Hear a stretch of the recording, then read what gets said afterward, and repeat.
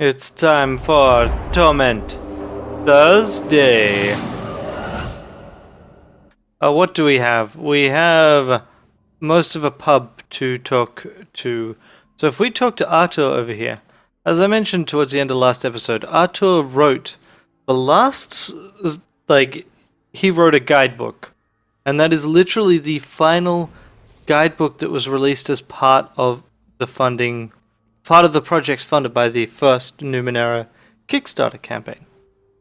So this is kind of neat. I admittedly haven't actually read the book, but let's see. This man has leathered dark brown skin and hair as white as the full moon. He appears at you from beneath long strips of eyebrows, sucking on a long pipe that's been made from either segmented wood or the leg of an enormous insect. His clothing is blue and formal, like a priest or a professor of some kind. All over him, on his belt, in every pocket, on both shoulders, even hovering in the air around his head, are glowing, chittering devices of all kinds. Let me guess. He sucks on his pipe. A ball of green steam floats away from his mouth. You're a traveller, that much is clear. An explorer. But you have the look of a farmer visiting a teeming metropolis for the first time. He taps various relics on his person. Never seen the like, have you? Fortunately for you, I adore educating folks on the subject of the Numenera. I've also travelled extensively and seen much of the world. Go ahead, ask me whatever you'd like to know. A metallic bug-like creature perched on the side of his head begins glowing. It crawls into his ear, and he pauses as though listening. After a moment, the bug scuttles out and resumes its perch. He leans forward and lowers his voice. So, you're a mind reader, eh? Well, I won't hold it against you, but old Arthur wouldn't walk into a bar of psychics without mental protection, so don't expect to read much from me. How did you know I could read your thoughts?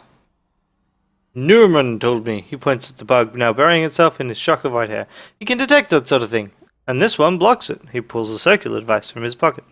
I don't like letting people know what I'm thinking. Too dangerous. He puts the device back into his chest. That's a new disc, of course. My first psychic blocker used to melt the brain of the matter. Provoked people to no end, especially those who didn't know their friends were psychic. Who are you? Goodness, forgive me. He sits up and stretches out his hands. Sir Arthur Turn, explorer, traveller, and lifelong student of the Numenera. I've seen everywhere between here and the Steadfast. I've studied Numenera of all kinds for decades. There's no man more knowledgeable about the Ninth World than he who sits before you, I assure you. Why are you here? Knowledge, of course. I travelled all over the Steadfast and beyond, but I had to see what was beyond the beyond. Who knows how much time I have left on this world? I wanted to see it for myself. What's the difference between oddities, ciphers, and artifacts? He takes a long puff on his pipe before answering. For the most part, those terms refer to how useful a device is. It makes sense. As wonderful and powerful as some of the relics of the past are, no one in this world gives a damn unless it can help them. They don't care how it works, where it came from. But if they can use it to feed themselves, fight off an errant Krask, or at least get them a few extra shins, now they're interested. He shows you the back of his fist and sticks out a thumb. Oddities are least useful. They do something, alright? Heat your drink, float in the air, make everything you say sound like music, whatever. But it's rarely something anyone can get any utility out of. Oddities are fascinating, but pragmatically, they're only worth a few shins. He sticks his pointer finger in the air next to his thumb. Ciphers. Now those might do anything. Heal your body, shoot a blast of flame, teleport you somewhere safe and so on. But they're volatile. Whatever they do, they'll only do it once.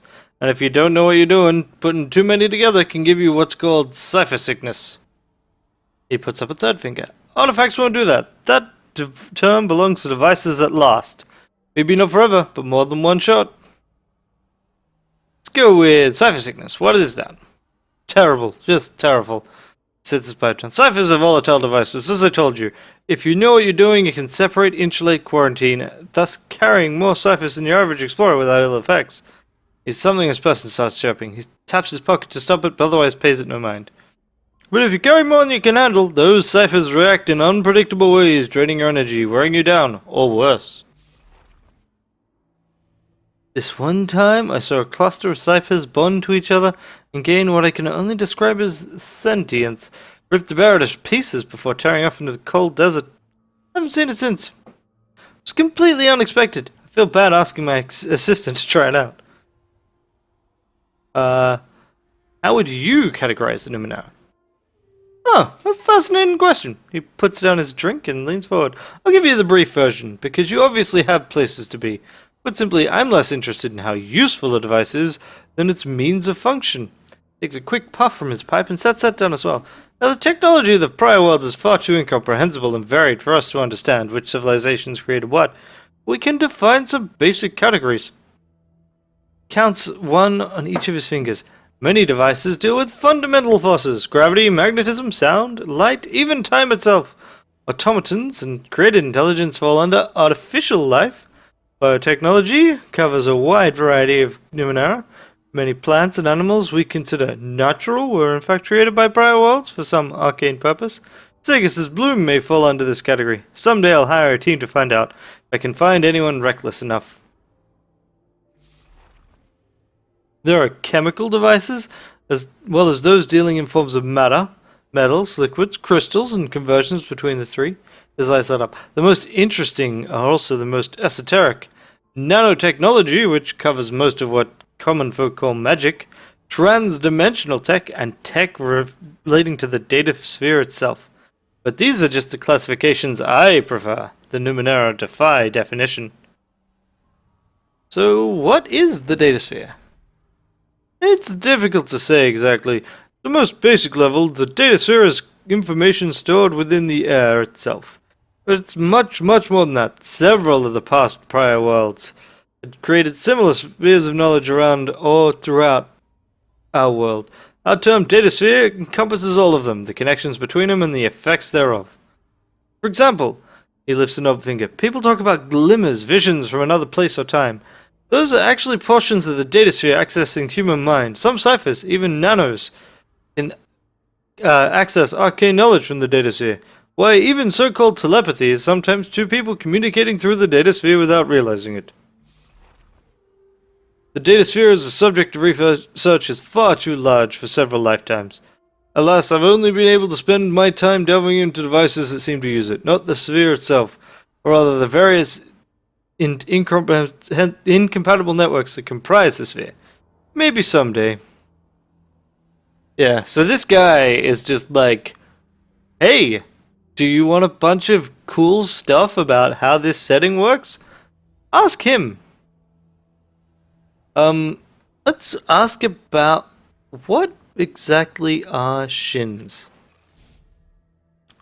Oh, you are new, aren't you? Shins are currency. The Aeon priests believe that some very ancient prior worlds use specific metals or crystals as currency for their rarity. But of course, no metal is rare anymore. Half the nanos I've met can transmute metal into crystal. Why, I once transmuted flesh into gold, though not entirely on purpose. Anyway, rarity is useless as a means of value, so the value of shins is necessarily a social construct. Shins can be any coin-like object or jagged bit of interesting material. I think you'll find there is remarkably little agreement as to what it does and does not contribute constitute a true shin. Many realms in the Steadfast actually mint their own money. But you'd be hard-pressed to find a traveling merchant who didn't accept anything you had on you at the time. It's just like, yeah, we've come up with money. It's a thing. Don't worry about it. How is Drit part of the Numenera? Run your hand through the soil, son, and you'll find it's hardly soil at all. At least, not entirely. It's filled with microscopic remains of ancient unknown technologies and structures, commonly known as Drit. Why, in some places, the Drit is even alive. I don't recommend sleeping on the ground in those areas, by the way. Terribly unnerving for the survivors. Reapy. Let's go with what's the Order Truth?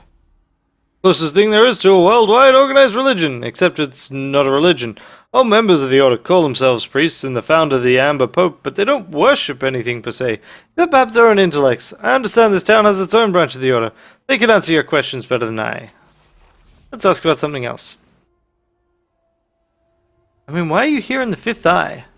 Libations! He lifts his glass enthusiastically. I'm trying to determine the nature of these fantastic liquids. Also, the people here are quite informative. No better place to learn about a city than its taverns. Okay, I think that's it. That was cool, and I would like to ask more, but I also would not like to have to continue to read it all out. Let's talk to Thurboros. This man's mind is unintelligible, like trying to read the thoughts of a book that's been glued shut. Error. The man is old and strong, his face lined with years of brutal experience. His face is aquiline, his nose sharp, he wears a broad-brimmed hat, and his voice is a low rasp. I'm Thurboros. Tell me your story. Make it a good one. I've been tasked with recruiting a gang of psychic war veterans to help turn the tide in the endless battle. Funny you should say that. Been asked before, and recently. But I said no. Who can say what the future holds, though? Anyway, what do you want from me? Can you tell me anything about the others in this bar? I can, but I won't. Talk to me yourself. They all have a bit of wisdom they carry in themselves, and I won't dishonor them by telling their stories for them. He scratches under the brim of his hat. I can eulogize them, but every story would start like, here's a warrior, selfless and self-absorbed, knowing about themselves so they can help the world. But they're all more than that, so you can see if you can get a different perspective than me. That's pretty cool. Will you come and do that? Not while Tom is still convinced there's an adversary, no. Besides, I've got other concerns. Maybe later. Can you tell me about yourself? I'm the brains of this operation. Without me, they'd lose the thread of their thoughts and spend their time wandering in dreams. Just trying to get away from your nagging. It's the nagging that sharpens my mind, though I admit my words are probably getting duller every second I'm talking to you. Turns back to you. Let's call me a warrior of language. Words are my weapons and my treasures. They might be pretty sounds to you, but to me, they're the tools to pry open your mind and leave you vulnerable to your, pry open your imagination and leave you vulnerable to my friends here. I build pictures, set scenes, and create mazes in your mind. He takes a careful sip of his drink. I'm also the last person in the world to know the lost words of the Kra. He closes his eyes tightly, and when he opens them again, you see the worms of light dancing in his eyes. He's gonna den with his next blink. They're a weaponized meme. A thought that sticks in your head, a tune you can't get rid of, a saying that echoes in your mind until it drives you mad and melts your brain. Ziobi lays a hand on his arm. Don't have to talk about this, Thurboros. It's eating away at him. He has a cup compartmentalized. He says he can feel it burning away in his mind. Can you help him? What can you tell me about the words? Those words were the ruin of an ancient civilization. I had this story from a dying Nevajin before I wrested the last word from his mind. It goes like this. The Aeon priests of that age had found deep truths about the world. They stumbled across these words. They wrote the knowledge down and sealed the words away with the strongest warnings they could find. Then they killed themselves so they wouldn't infect their kind. The problem was they didn't count on their writings sticking through the ages. Some skiss-brained fool ignored the warning on the bindings, read the words, and spilled them out into the civilization that had grown up in that spot over the millennia. 8 rulers of the Kra, 8 words, and a continent-spanning empire fell, its people bleeding from their eyes with hatred in their hearts. Survivors tried the scholar who'd released the words, buried him forever in stone. The words were lost again. Some idiot Nevajin found the trap fool who'd caused all the trouble to begin with. He was still alive to learn the words from him, starting infecting others. Other Nevajin, travelers come seeking knowledge. You ever killed a Nevajin? Closes his eyes and speaks softly. I hadn't, till then. They're kind creatures, wise. I took the pain from them. I hate the words of Kra, trapped them in a maze in my mind. Only now I fear they're near the exit. What are you going to do about it? Well, I could always kill myself. Honestly, I don't think anyone else could carry it. And the alternatives are too horrific to bear. I have a space in my mind, and I can contain the words of Kra there. Really? How is it you're a better custodian for the words of the Kra as I am? More than strong enough. Use your psychic ability to read me. Failure. He focuses on you, and you feel something scattering in the like the skittering of spiders in your mind. They plunge inside, and suddenly you feel his presence in the labyrinth. You can feel his mind recoil. No, I don't think so. It's not just your mind. There are many minds share that space, and honestly, I don't trust that you'll guard the word. Okay. The best option may be to eliminate yourself. Okay, that's great. Devote my life to saving the city, laid low by a brain-eating parasite. And you suggest I kill myself. That's the best possible route for my life. Typical, everything I do has made a difference, but no one cares. Most people won't know, but the seers of the hidden world will remember your name. He sits up. That's true. I don't even care what most people think about me. If I'm going to make a sacrifice, I'd rather have people understand the sacrifice remembering me. Professional gratitude, knowledge of the burden, and all that. Appreciate the perspective, my friend. I really do. Ah, hells. No time like the present. Ziobi, I can't take the chance. These things will get out. Can't pass them along, and if I destroy where they're living now, I'll just infect the rest of my mind. You know what to do. Maybe they'll tell tales about how you destroyed the lost words of Kra. Burned them out of some addled old man in the bar. His face hardens as he regains his composure. His voice is firm and sharp. Do it! Before I change my mind! All right, Cerberus. She kisses him gently. For what it's worth, I'll remember you. He laughs, almost tenderly. He touches his hands to her temples and she to his. They lean forwards, their forehead touching. You see a flare of light, and he cries out with pain, but doesn't let go. When she releases her hold on him, you see a small smoking hole in his forehead. His eyes are blank and empty of life. I don't have his gift of words, but this was a warrior of the highest caliber. A man who knew the strength of his friends, the caliber of his enemies. His story is done now. Well, that is kind of crap to have done. Hey! The fuck? We'll look at that afterwards. Okay. The wispy moustache on this pudgy middle-aged man would be almost comical if it weren't for his deep, despairing eyes. They're the eyes of the man who's passed through the gates of alien hells and returned, but not necessarily whole. His fingers wrapped tightly around some fine glassware are strong and slim. A musician's fingers, or a strangler's. You can't read his thoughts at all. You might as well try to read the thoughts of a wall before you can open your mouth to speak. He says, "What is that place in your head?" It's a labyrinth. A labyrinth? He raises an eyebrow and leans back in his seat. That's a novel construction. He starts ticking off items in his fingers. I've seen people construct psychic fortresses, cathedrals, graveyards, hellscapes, and vortices from which life escapes. All dramatic places, all powerful, forbidden.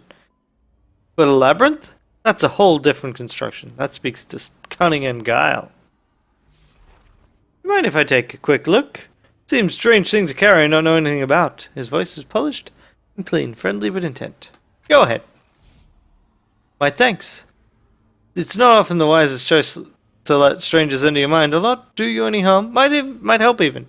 He smiles to sing out of his words. Ready? He breathes in, and suddenly you feel your remote tucked inside a gigantic prism, with eyes peering in at you from all around. You held tightly in an enormous fist, your flimsy piece of glass held up to the light. It's not utterly terrifying.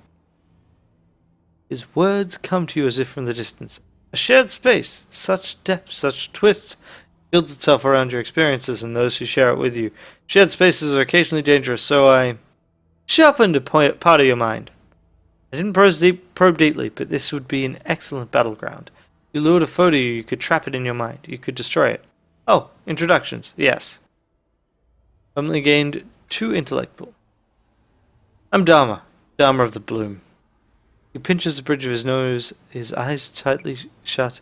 Feel a gentle, powerful presence around your mind. I have a request for you, but, oh, right, no, he's talking about adversaries. Cool. Fifth Eye is home to psychic veterans. We fought an incursion of nightmares. I suppose nightmares shift slithering into the city-shared dream space, eating minds and leaving husks behind. We called them adversaries. We burned them out and cauterized the wounds through which they infected our reality. I can't help but shake the nagging feeling one of them survived and waits to strike. I trust my intuition, and now it's asking me to help you for help. I'm happy to help. What do I need to do? Sadly, our fifth eye is blind. He jerks a thumb at the bartender. It might seem that our foes blinded us, but it might not have shielded itself from you. Tell me if you find something useful. I've been looking for the adversary. I may have a lead.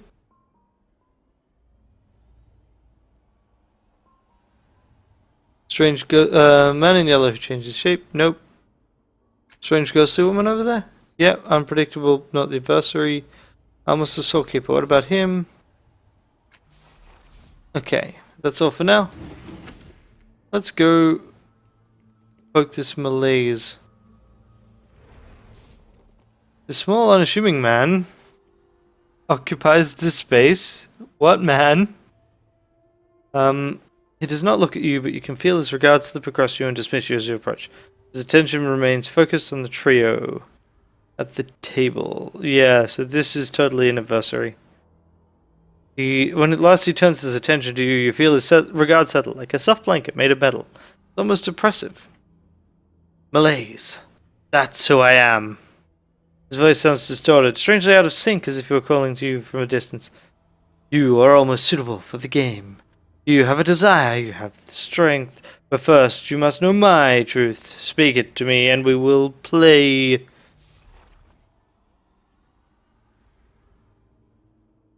Why are you watching these people? They shine, they call, they tempt. I want to know about your game. It is truth, knowledge, and power. But your desire is not yet strong enough. You cannot even winkle at my purpose. Find my name, find my aim. Then we will weigh your strength. Where did you come from? His voice is strange and disjointed. This world has always known me. Look around the corner. I exist on the smallest edge. Close your eyes and shiver. I am the cold in your bones. The saccade is my home. The interstices my mind. The frost that surrounds his words suggests you've offended him. What can you tell me about this place? He slowly turns his gaze towards the other patrons. A lodestone, a gathering of energies. Empty meat, a brief morsel, an obstruction, a bone, an ingrown hair, an impediment. His empty, terrifying gaze turns back to you. There is no way to fare. So let's just go back to this fella. I have another one. Can you check that man malaise? The blood drains slowly from his face. What? Right there? I see nothing. I feel nothing. He grasps your mind with his, not gently, and he echoes in your skull. Anything there is hidden to me. Loeb, can you sense anything? Let me see. In the center of her forehead, her skin iris is open.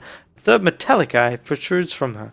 Glowing brightly, it extends her from her head on a mechanical segment, emitting a series of rapid flashes that descend through the visible spectrum. At last, the eye retracts and her forehead closes. She swallows, and you can feel the fear radiate from her. He's right. It's there on a low pulse, of wavelength far below human thought. A control as hard as thin steel surrounds Dharma of the Bloom. The adversaries have never done this. I knew they adapted, but by the Black 3, what has it learned? Been watching us for how long? So be ready. We can confront it together. Why not? Yes, we will, but we're not ready. We'll never be. This is his eye, but we can die trying. Fight time! Hold it! Nobody move! I know you're eager to get it over with and you're terrified. Don't think you can hide that, Zero. It's not necessary. We're all frightened. Here, feel. A wave of his fear crashes over you and your body reacts instinctively, releasing adrenaline. Under the fear is a will of iron, an adamantine determination, and a calm acceptance of what comes. Alright, motivation talk. We can do this, but we have to work together. Remember our training. Improvise as necessary. Now, let me prepare the killing floor. He closes his eyes. You can feel reality rippling around you. His strength is undeniable. His mastery is certain. Ready in 3, The world crumbles around you, a new vision takes place. 2. You feel the push and pull of titanic minds struggling to establish the rules of this shared dream space. 1. Then you sense Dharma's controls slip for a moment, and the adversary gains the upper hand. Askist, attack! Attack now! Scene change. But they actually have put this scene change in. Are we fighting in my head? Are we fighting in the labyrinth or not? We'll find out.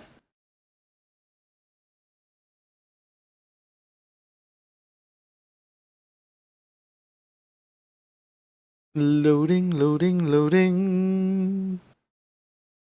Loading, loading, loading. Right. Okay. This seems like a number of enemies.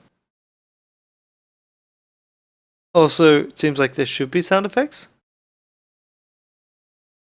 Come on. Game. Game plus. Game plus. Thank you. Malaise kicks things off and he goes and punches.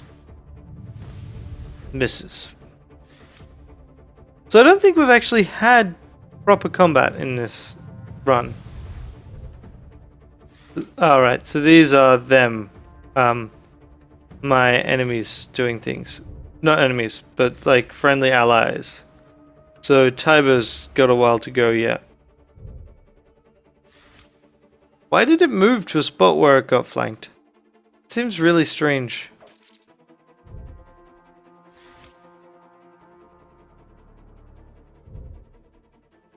Yep, protect yourself from mental attacks. Okay, Tiber. What do we have? We have Sucker Punch, which make a weapon attack with damage +1. They've got a negative fettle, they then take an extra damage and are stunned. There's Issue Challenge, which basically is a taunt. There's Flex Skill, which allows you to get better at something once per day. Search is kind of useless. Hide is kind of useless here. Ugh. And there's these things that could have been used. Okay. So, for example, if he would have run here, he'd be flanking, and he could then Sucker Punch. Right? It takes 1 might to do. It means that they're defending with speed. You can see that I can basically then spend 1 edge to make it routine, which means it will definitely hit. Or I can just go, it'll totally hit with, I need to get 4+. You know, we're just going to go with this. And so that did 11 damage and stunned him. You will join me, willing or not, silent or screaming. Okay. So we now just have this guy to deal with. For some reason, everything got a bit easier. The healing touch sounds useful. Especially since that seems like you could use it all the damn time. Brief rest, no. Search, no. Dazzle would stun. So just hit him. It's going to be difficult. See, here it's like a 50% shot. We'll just do that.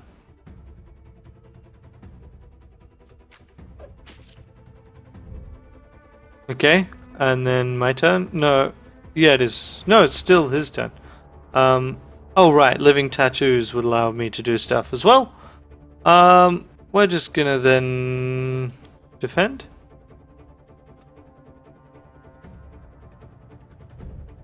Okay, end turn.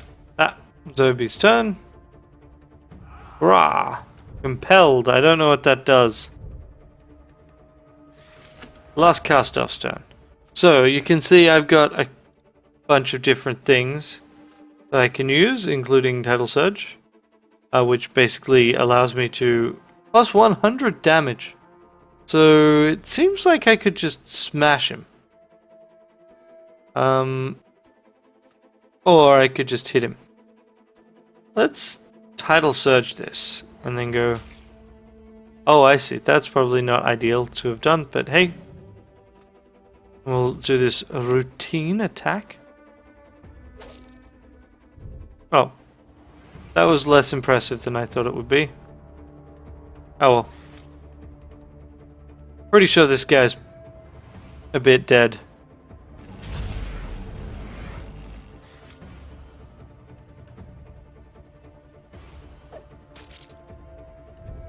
Wow, this guy's only taking 1 damage a turn. Yeah, he was stunned, so he didn't get to do anything. So it should then be someone else's turn. Dude.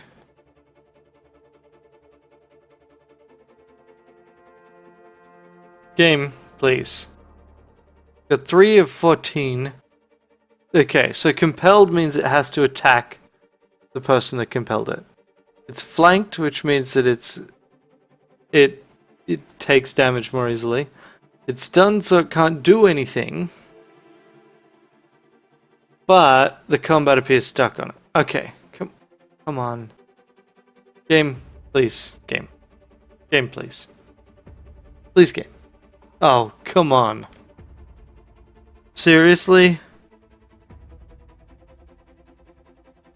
Well, fine.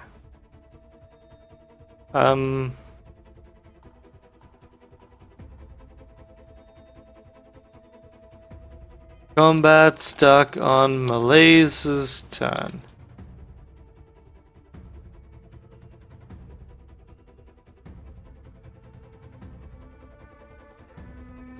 Gameplay. Malaise entered his turn but never exits. Malaise is stunned at the time. Okay, so I can't do anything. I can't even get at the main menu unless I can do this. Load? What load options do we have? Is there an autosave? We did load a different area. Come on. You actually do need to, pull up the load menu. Come on, game. Come on. That is not an autosave. No, no, no. Wait. So I can't hit save either. So I literally need to redo all of this. Alright. Next time we will do this. Frankly, I do not want to have to replay stuff right now and try and get the same results. I mean, it's kind of fortunate that we are doing things fairly, like we have gotten through most of this already. But I don't want to. I don't want to. Sorry if that disappoints you, but I don't want to go through and I have to quickly redo everything. If I'm going to redo it, I'm also going to try and redo the Words of the Kra quest. So, not now.